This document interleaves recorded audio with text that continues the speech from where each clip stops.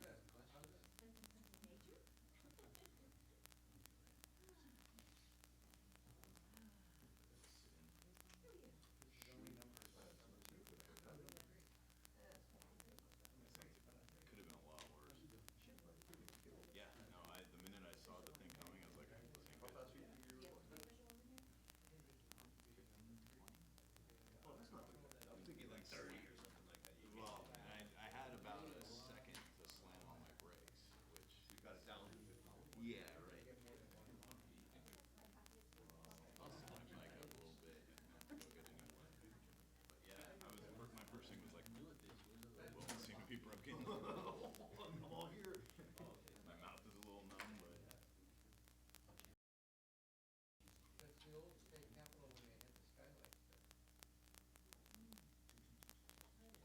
The skylights, they took those out because they thought that the leaked them from where everything was. They have, out here, when was that? Yeah, right there. Wow. It was nice looking, I'm sure it was. but then they said, you know, it's leaking. Something's leaking. And that was basically collapsing ever since. No, no, you know the lanai out there, you know the overhang? Out there, he What pointed do out you the call first that one. ledge thing, Oh, it burned. canopy or whatever it is? That's cool. Yeah, I like it that. was. This one. I know it's not a very attractive building, it's one hell of a building. But it's very light turn. Well, I've been in here, I don't know how many times, I never really looked at these pages. Hello? Hello? Come on, you're a photographer, you're supposed to. No, I don't. Mic is on or Yeah. mic is on? Just noticing on the Hello? stain back Hello? out there, you know. 1 2 1 2. Oh, they put him back.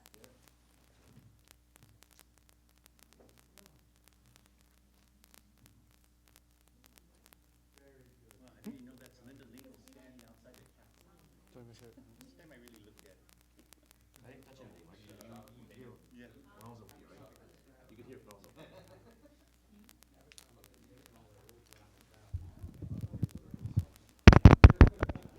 Sound. Good sound. Good sound now.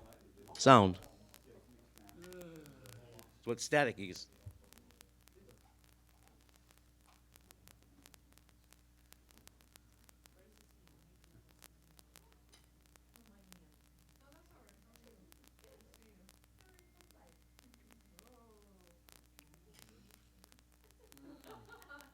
I just drove off. Did he even look? I He must couldn't have even hit. tell. I mean, I gave him a piece of my mind. He must have heard you. You hit him, right? Right in the side? Yeah, oh yeah, no, he definitely was fine. What time of day? It was dusk, so there was some sun. I need to replace it now. It's flashing. In fact, I had just replaced the batteries. So it was flashing. Oh yeah, no, I mean, you're noticeable. It's Yeah. just, Yeah. are the drivers out there? Yeah. They don't even, It's doesn't not even enter ready. the equation. That's the problem. Well, when I saw that lane, I knew. Actually, I was assigned to take a picture, and you know, there's that Jack in the Box on King Street, and so I was taking pictures, and then I saw a bike go down, and just my angle, there's another car kind of hidden, Yeah. and I didn't see the bike go off, and so I.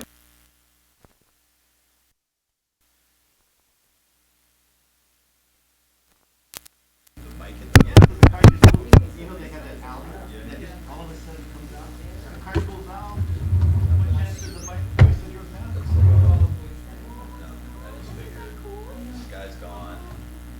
I think, yeah, I was kind of in shock when it happened. So I was like, now what do I do? It's just like, Well, you gotta make sure you.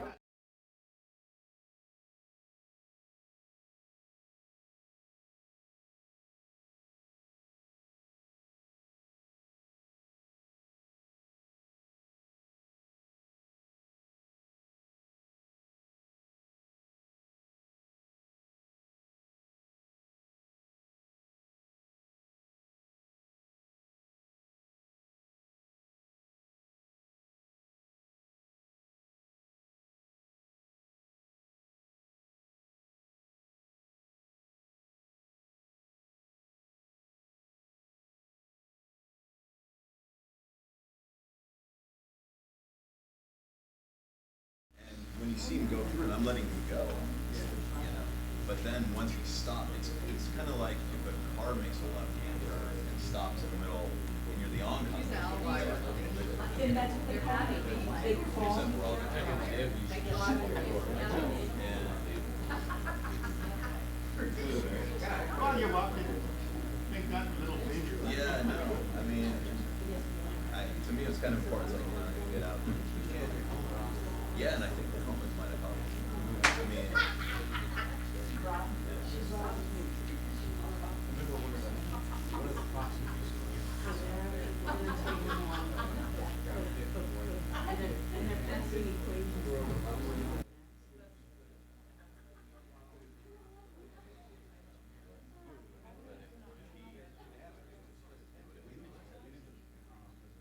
no, I wear that helmet. That's why. That's why I tell my daughter, wear the helmet. I wear the helmet when I go. Hey, you know the. It reminds me. I was taking pictures of this billionaire Australian, and then this SUV or pulls up, and then the billionaire talks to this other guy, and he gets out. They're all talking, and one of the posse sons jumps out. One of the older ones. He was dragging him around. I was talking to him, and so I guess. No, it turns out this other guy is even richer than this billionaire guy I talked to. And one of the posse daughters married this billionaire guy or something like that. Because he said that's why he was driving around.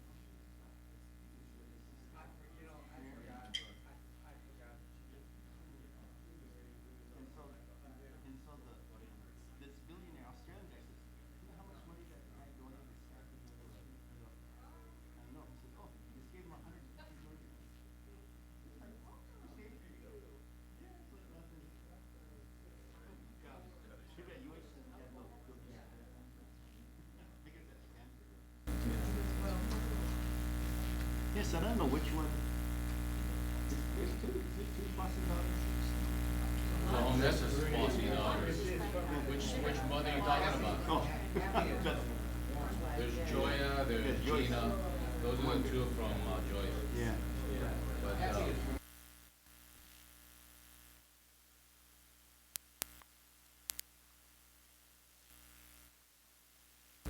gonna be her.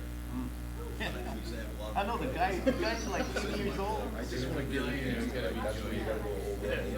You're gonna get tired of it before you start.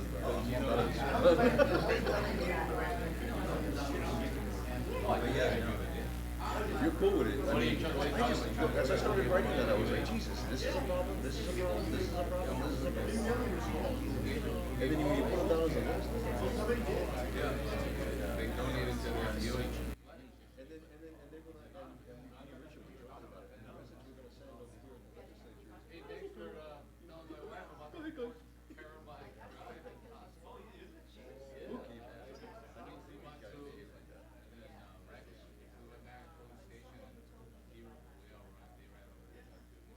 Just scary to be able to keep a lot of stuff on.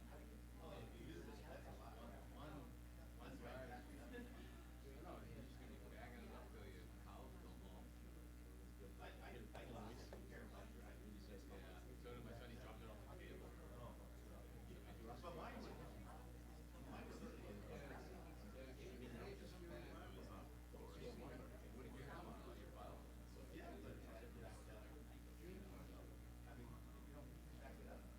I forgot what that was. Oh, yeah, we're not coming back. Yeah, I don't know how many times I said that we're gonna jump for a certain amount of time.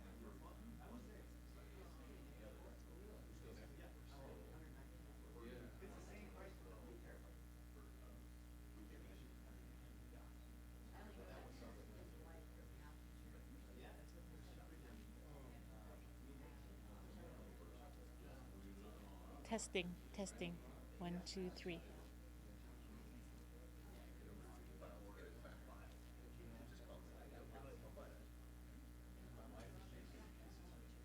Were you just putting pictures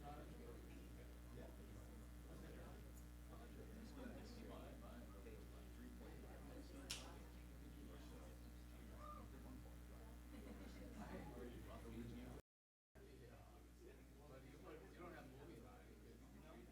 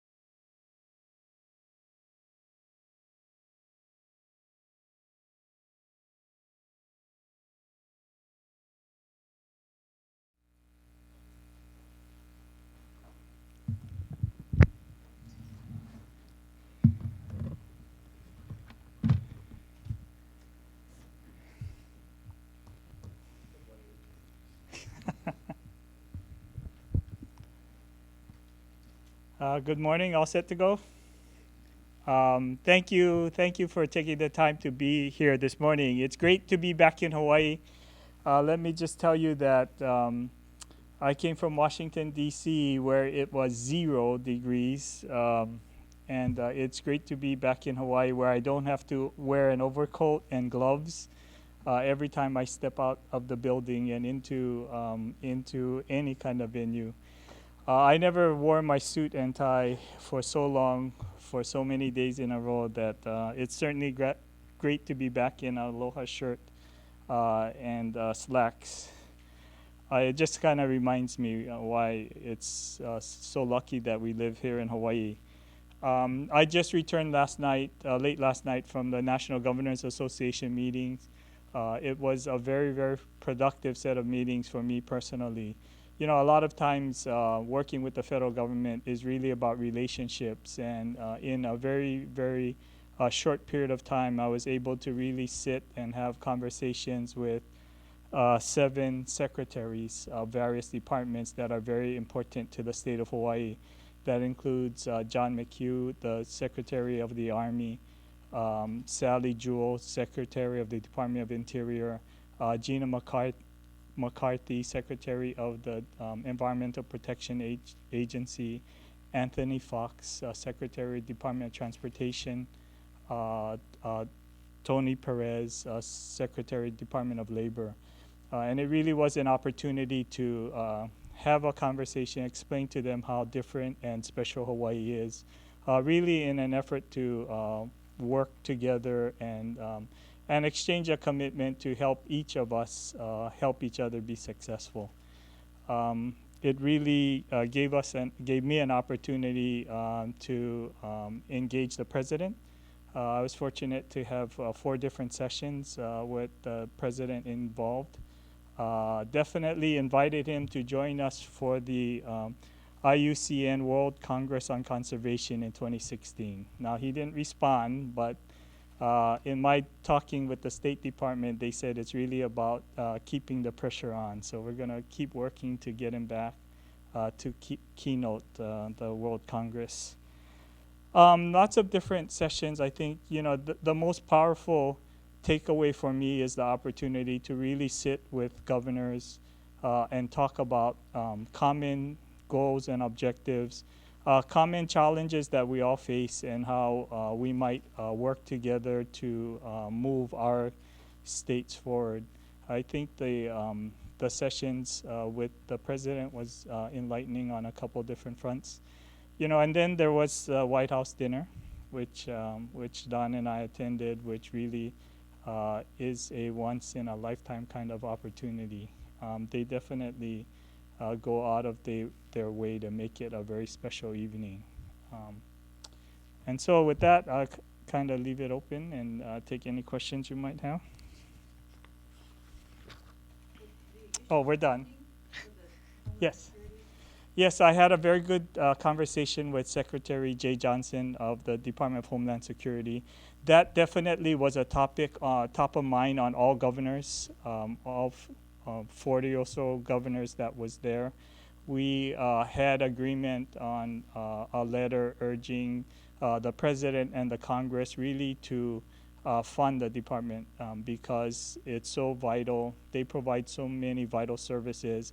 And I think the most importantly, when we had met with the president, we emphasized the fact that if they don't fund the department, then there would be many who would be obligated because they are essential positions to show up for work, but they definitely would not be getting paid. Governor, you spoke with Anthony Fox. Yes. Did rail come up at all? Did you guys talk about federal commitments, local commitments, and state projects? Yes, couple things with Director Fox that we talked about. We did start with airports because, as you know, airports are very important to our communities. We talked about opening Kona Airport International as a second point of entry. As you all are aware, Honolulu International is at capacity, and being able to open that second international port of entry is very important to our economy. We also talked about pre-clearance of visitors, and the Department of Transportation and the State Department have initiated a process to really look at expanding the pre-clearance program. Again, I advocated for pre-clearance from a number of Asia points of entry. Honolulu International is the fourth busiest U.S. point of entry for international travelers. And it really is at capacity. If we can open a second port, or if we're successful in getting pre-clearance into Honolulu International, it definitely would allow us to expand visitors. Yes, and the secretary did ask about the status of the rail project, and it was more getting a perspective of what the state's involvement or attitude is with the rail project. And I did tell them that we were working with the legislature and the county on ensuring that funds would be available, that we were asking about and looking at the financial plans and the funding requirements that are necessary to ensure successful completion of the project. Governor, have you changed your mind that the funding extension or the tax extension can be delayed, or do you think it needs to go this year? Well, we're still, we have asked to see information. I haven't seen anything that compels me that we need to authorize it this year. I do know that the legislature is asking and seeking, and I've been away for about a week, and that's a lot of time, and I'm not certain what has happened in that time period that I was gone. But I do know that that is definitely a question that the legislature is dealing with. If the legislature sends you a bill to extend or make permanent that excess tax increase, what would your thinking be on it now? Is that, it's sort of a philosophical decision on. I think it's premature to really state what that is, Richard. I know that there's lots of questions that the legislature is seeking to get answers to, as well as I. So I think we'll just have to allow the legislative process to work. I know that the Senate is taking up the extension. I know that there are a number of issues, and in our testimony before the committees, Budget and Finance has talked about the issues of concern for us. It's about the timing and whether there is more due diligence that's required on the funding plan. And the fundamental question is, why is it imperative that we extend the tax in this session? We also asked a number of other things. As you know, apportionment of TAT is connected to the GAT in terms of funding that the counties receive. And so there's a number of those issues that also, I believe, need to be considered in their whole. So, it's not just singularly what happens with the extension of the transit tax. It really is the whole package of what the executive budget authorizes and any other measure that deals with funds that would go to the general fund. Mayor Caldwell in the State of the City, laid out the options that possibly exploring the use of highway funds to help with the shortfall, and the other option, of course, then is tearing down what we've built so far. Where do you sit on those two? Well, I think it's really premature to talk about options for, if the transit system isn't completed. We're focused on asking and answering the questions about funding and how much the system would cost and what's the requirements for taxpayer support.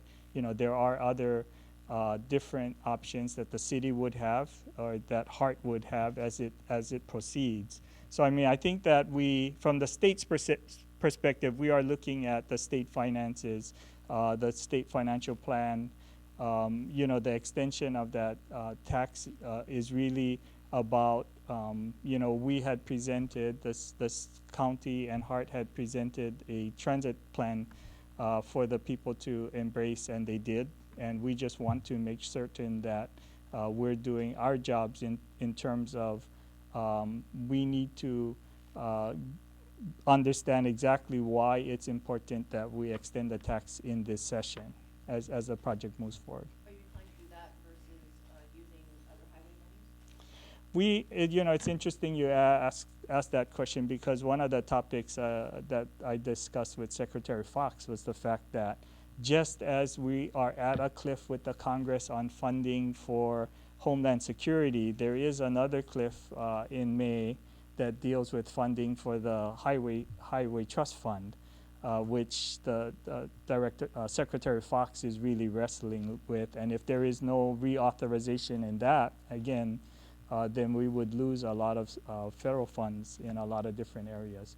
Now, he didn't talk explicitly about that, that the transit tax or committed funds for transit would be impacted, but it does impact a lot of different areas in the department.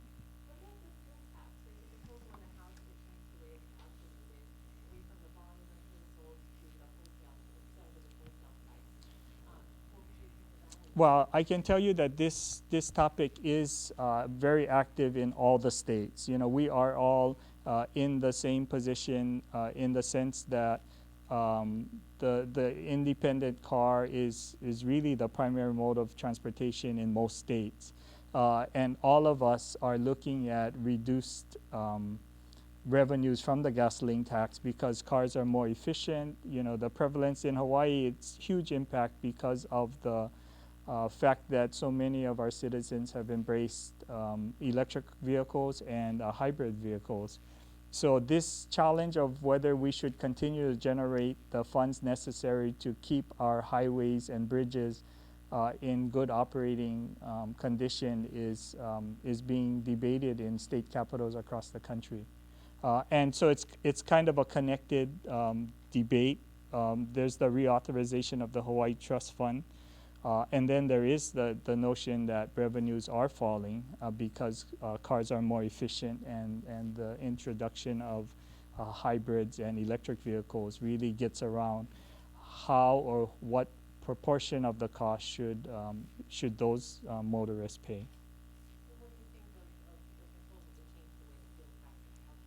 You know, the department is really looking at examining it. You know, like I said, I think that is a policy discussion that we are having, and we haven't really come to a conclusion. Part of the challenge is until the entire trust fund is concluded, and we're certain about what the expected revenue stream from the federal government is, it's hard to determine what would be the appropriate tax level at the state level. Governor, any thoughts on Carlton Ching and his nomination with the cost for his entry withdrawn? You know, I am committed to Carlton. You know, I think that he has the management skills. You know, in building the cabinet, we definitely were looking to find experienced managers and executives. The Department of Land and Natural Resources is one of the most important departments that we have.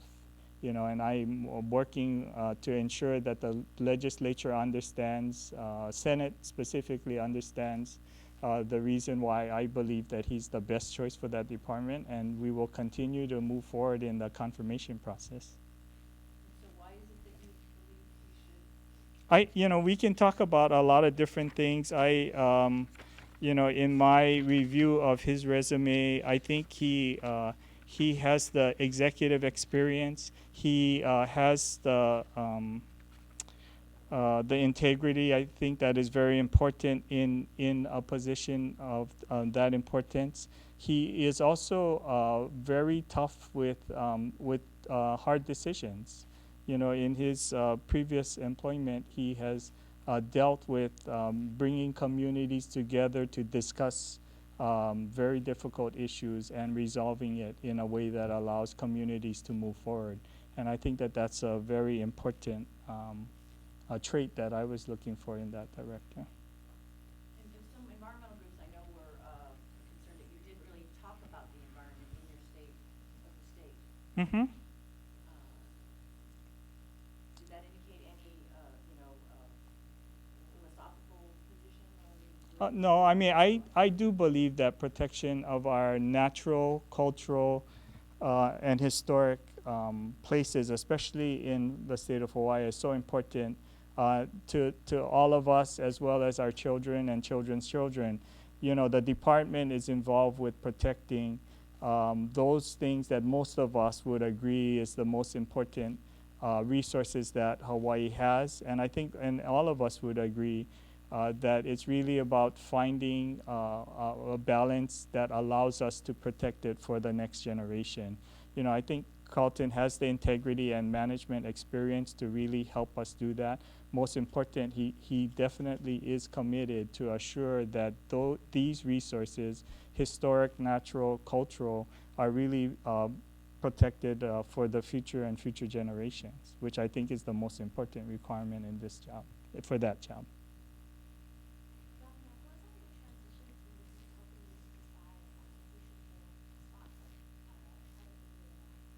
Well, ultimately, that's my decision. I mean, there are lots of people. We are getting input from lots of people in terms of forwarding nominations into the process. As you know, we had publicized on the website as well for a number of, well, for all the positions. And we've interviewed and gotten to, and ultimately, it was my decision to select Carlton Ching for nomination to this position. You know, we interviewed a number of candidates. Well, you know, I mean, there are lots of people that are providing input to all of the directors for the most part. You know, Mike McCartney, and there are a lot of people who are currently a part of the staff that have been part of that interview and engagement process. There's some external people and external groups that have been helping and facilitating, identifying. You know, I'm committed to finding the most qualified leaders and managers that we can find that embrace the notion that it really is about doing the right thing in the right way for the right reasons, and being collaborative, engaging the community and the employees as resources to make the best decisions on behalf of the state of Hawaii. And I'm confident that Carlton can do that. So in the case of Mr. Ching, was there somebody that you recall in particular who might have floated his name initially, or even a group that might have floated his name? Well, I really don't call a real specific incidents. You know, we were identifying and trying to create candidate pools for all the cabinet positions in simultaneous. You know, there were some where we thought we would put them in one department, and after we've gone through the final interviews and the final scoping and trying to make final decisions, we've been moving people around. So, you know, it was a collective process that involved a number of people, but ultimately the final decision on all of the appointments, deputies as well as directors, was my decision. Now, there are some deputies, and I did encourage, once the directors were chosen, I did have a conversation with all of the directors and engage them in evaluating existing deputies, as well as looking at opportunities to bring new people into the administration. So the deputies was slightly different in the sense that I wanted to ensure that the departments had a good executive team that would be able to lead the department, and that there would be a good working relationship between the directors and the deputies. So the deputy directors was kind of a collective engagement of getting recommendations and nominations from various people, and then sitting with the directors and getting them to interview and talk with them, and making the final decision. Governor, Hawaiian Electric has started sending out letters to people who are requesting solar permits from them that they can't, excuse me, can't get them until the PUC does net metering changes in net metering. Excuse me, is that of concern to you? Is this sort of a bargaining trade-off that Hawaiian Electric is doing with the PUC, and should the administration get involved when they will? Well, you know, we are involved in the sense that, you know, I believe that there are significant decisions that need to be made by the PUC in terms of moving the energy agenda forward. There are several dockets dealing with interconnection standards and various planning documents that talk about sources of renewable energy as well as others. So I think that all of those decisions, it's very important that the Public Utilities Commission make those in a timely manner. I don't know what the specifics of this HECO letter. I do know that we are encouraging the PUC to make sure that rooftop solar is a very vibrant and aggressive part of the energy portfolio, and trying to work to maximize the penetration of rooftop solar without jeopardizing the stability or reliability of the grid. And I think that that's the challenge. And I've authorized hiring as part of the restructuring of the Public Utilities Commission. They will have the authority to hire at different salaries and more staff to ensure that they have the technical capability to address a lot of those issues. I've directed the Department of Human Resource Development to really work with the PUC to staff those positions in an expeditious manner so that we can get those decisions on those important dockets. Does the PUC have enough guidance from your administration and the legislature regarding that, or do the laws themselves have to be changed to say that the utilities should be doing this when they come up for review? I do believe that the regulatory process is probably a better venue for making those decisions. A lot of them are very technical in nature, and legislating can get very coarse. And I think that that's why that regulatory process is established the way it is.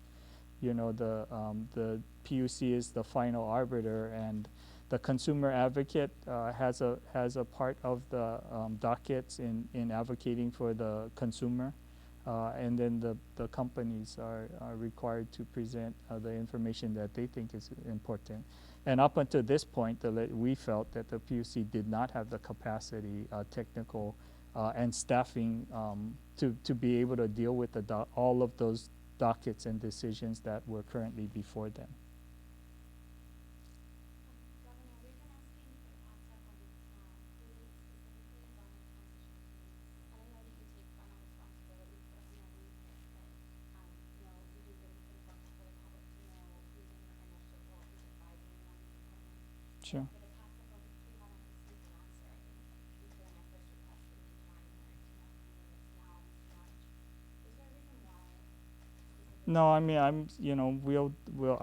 wasn't aware that there was a explicit request for, and we can definitely get that. It's not a specific transition team to specific departments. There were a lot of different people involved, identifying, and we certainly will, provide Yeah, it wasn't some names. a records request, it was just a question of who was on the system. Sure. So I'm just wondering if there's a reason why you prefer not to share any. Not that I can think of, so. Question on cesspool. Sure. Governor Abercrombie didn't sign the rules in place before he left office. I know there were a couple of bills this year to offer no-interest loans or to definitely set a date as to when we cut off new cesspool hookups. Where do you stand on that? Actually, that was one of the topics that I discussed with Secretary McCarthy at the EPA. I did explain the situation, especially in neighbor islands, that we have a couple of rural island communities where the pending cesspool rules would be a big financial hardship. And so she did say that they have worked with other communities and jurisdictions about how to deal with the cesspool issue. And so we're going to get together and hopefully they might be able to provide some insight into different ways that we can structure the requirement for cesspools in a way that's not such a big burden. And she specifically had mentioned that there are a couple of loan programs that they support that may be able to help us in how we require the change out of cesspools, especially on Big Island, neighbor island communities. So that's something I think that we'll be working through to see. I did talk in general with the secretary about the explicit requirements of a number of regulations, clean air, clean water, and she assured me that the department was committed to working with the states to implement these rules, and they were very open to consider working with us to either develop timelines or other provisions that we would need in order to ensure that we can implement them in a reasonable manner. And so, we'll be moving forward and working with them in hopefully finding a way that we can comply with the EPA requirements in a way that doesn't severely impact our communities. Do you advocate, though, an end to just allowing this, since we're the only state that does? Well, the EPA definitely has an end in sight for cesspools. And so, like I said, I think they're willing to work with us. They want to see what the specific plan requirements are. In terms of my talking with several of the secretaries, they are committed to providing flexibility if there's a specific reason, but they will not allow a change in the policies if it's a specific policy or law that they're complying with. So in the case of cesspools, the fact that we have to change out all cesspools, I guess, obviously in their rules they had an explicit deadline.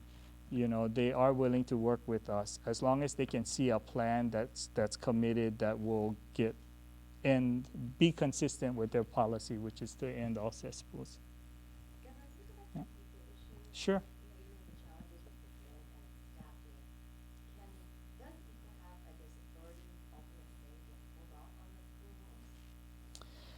HECO, as the operator, does have the authority to, ensure reliability of the network. So I suppose, and the Public Utilities Commission does have the authority, the ultimate authority, to define rules about what the consumer can and cannot do in relationship to the company. And I think, legislature has directed a number of dockets for the PUC to take up. Interconnection agreements is one of them, and the whole net energy metering is one other area that impacts on the rooftop solar. So, yes, the company does have the authority to set guidelines and standards. Obviously, the PUC does have the authority to direct action.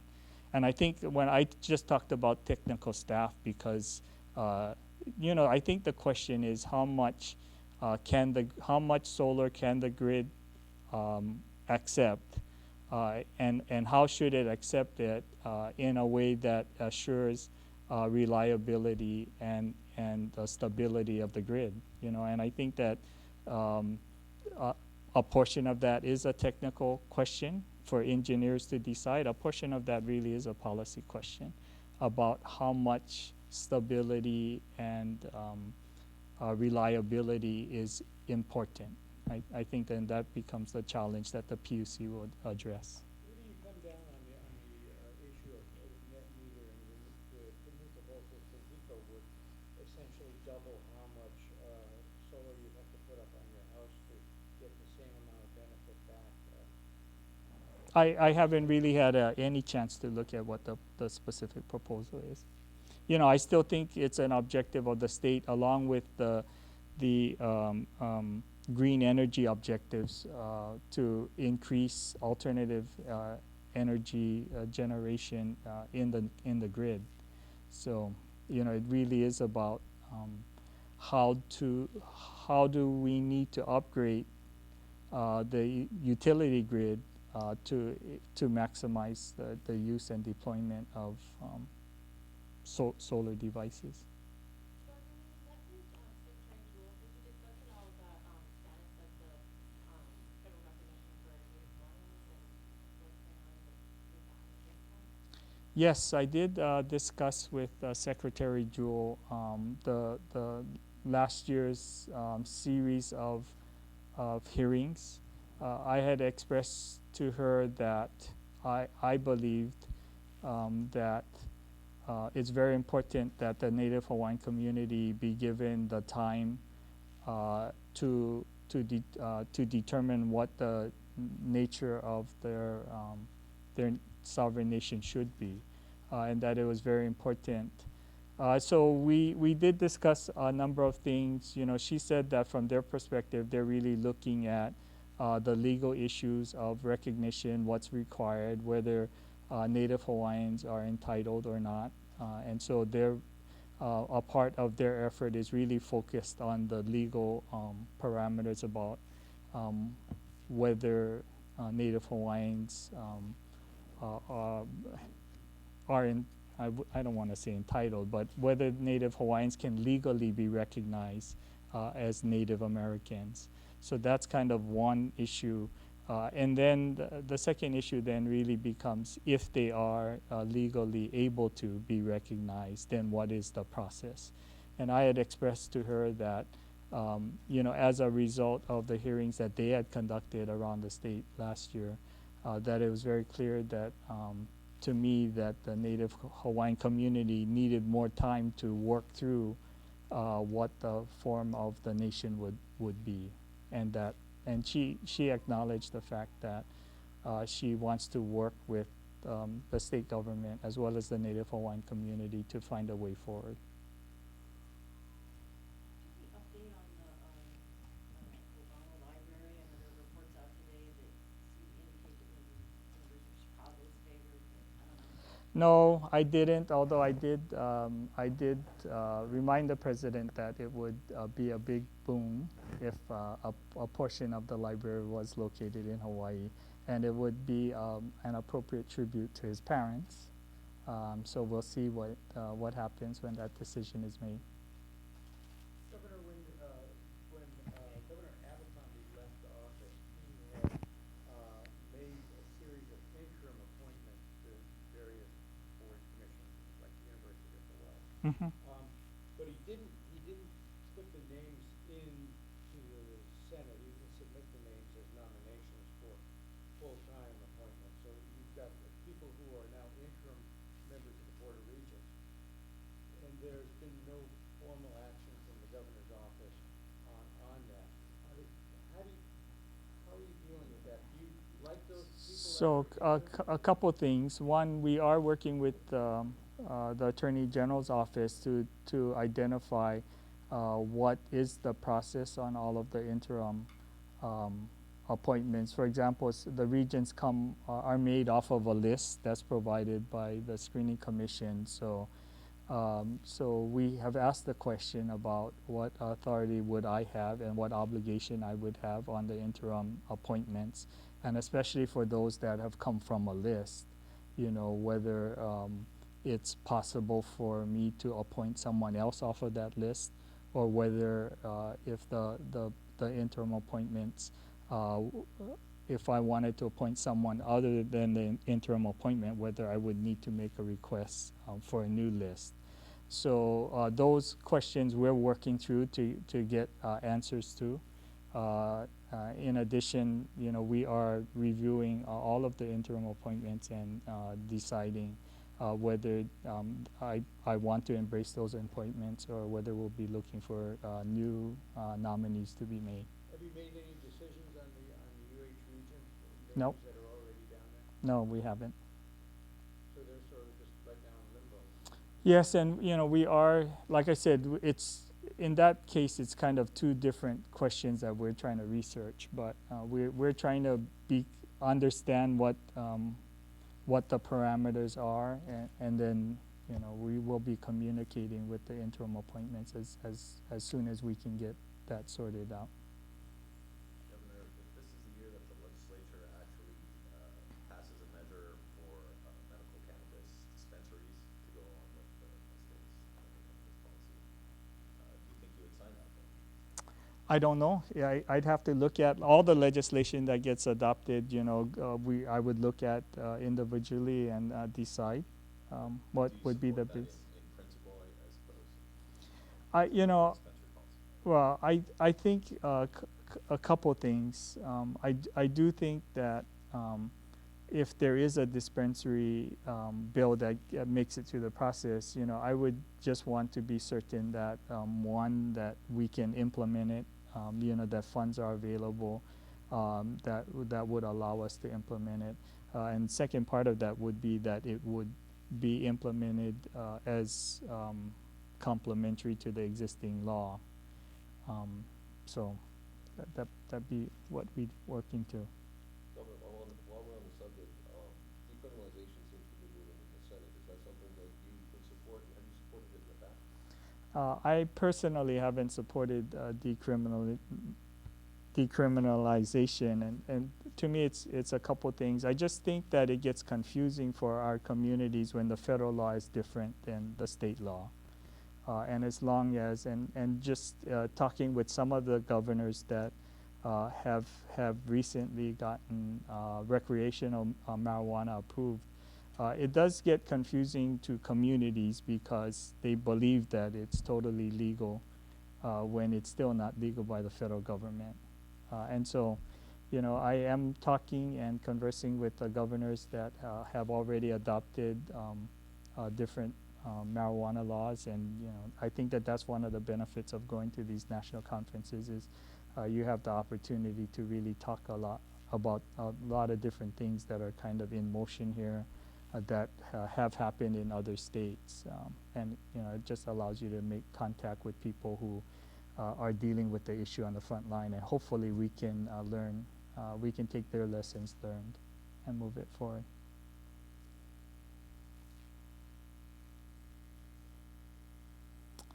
Any other questions? Thank you very much.